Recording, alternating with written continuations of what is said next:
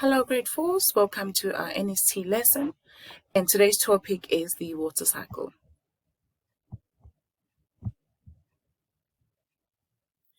The water cycle is changing because of global warming.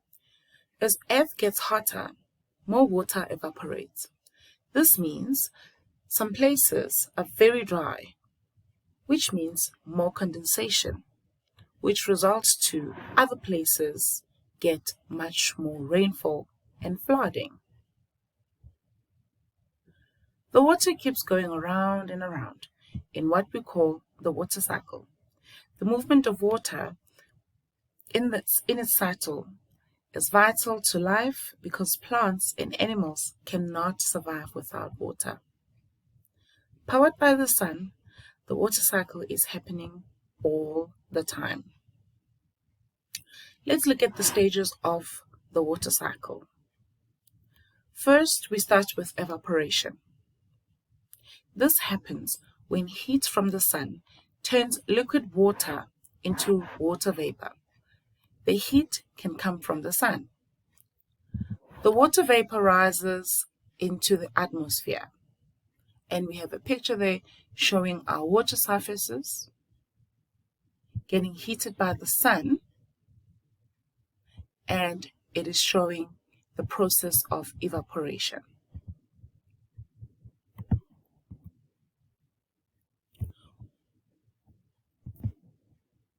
Then the condensation takes place.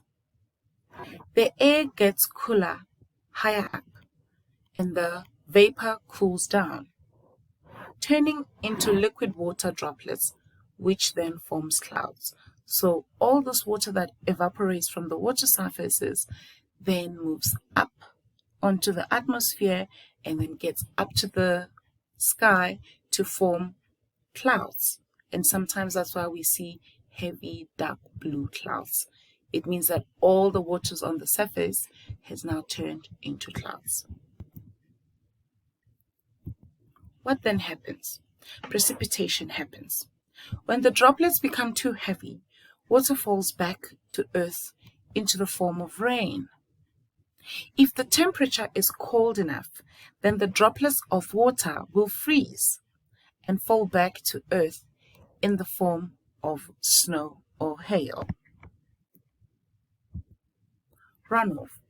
When the temperature rises on the ground, so what happens is that when all the snow and hail drops to the ground, then the temperature rises on the ground, all the snow and hail will melt into liquid water. Some of the liquid water will flow back into the dams, the rivers and the lakes and the oceans, and some will get absorbed on the ground. And then the process goes back again. All the water in the dams, rivers and lakes and oceans will get heated by the sun, and then evaporation starts all over again.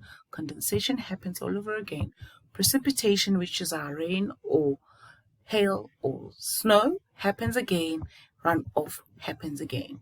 So it is a water cycle. It goes in a cycle, endlessly so. Activities. Activity 1, I have created this one for you. It is not from the textbook. You will label the water cycle. And I've given you 1, 2, 3, and 4 over there. Please do try to draw the water cycle in your workbook and make it look very nice and neat. Remember, your drawing may not be more than 7 lines.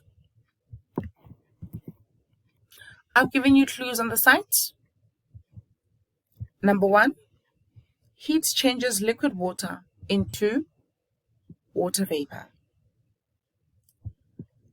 A drop in temperature changes water vapor into water droplets to form clouds. And the answer goes over there.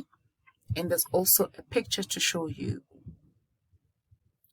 3, water droplets fall to the earth as rain, hail, or snow. And that goes over there. And there it's showing you and guiding you. And then there's a red arrow there showing you as well what your answer for number 4 will be, and I didn't give you a clue over there. So this will be your activity 1. You will draw and label this into your workbooks.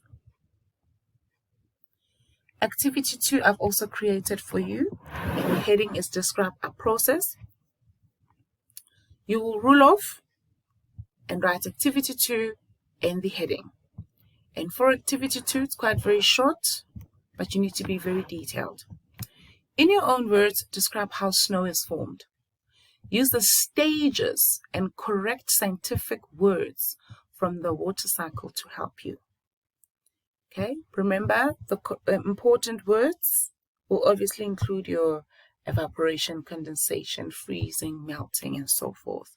So please use those words, and you may underline those words or highlight them so that when I look at your paragraph, I'm able to see if you actually have used the important words.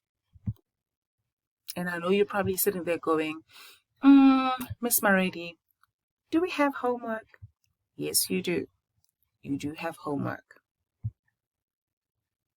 And your homework is activity 6. The topic is identify change of state in the water cycle.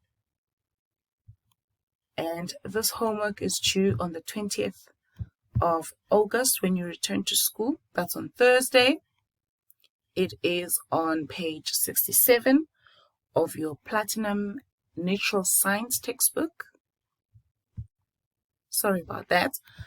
The questions are very, very clear. However, I thought I should make you aware of question 2A. It says, copy the drawing of the water cycle shown here. This is the drawing, and it is shown on page 67. Okay, so you have to copy the drawing, and then B says, on the diagram, write down these changes of state. Write down these changes of state happening. And they've given you A, B, C, and D.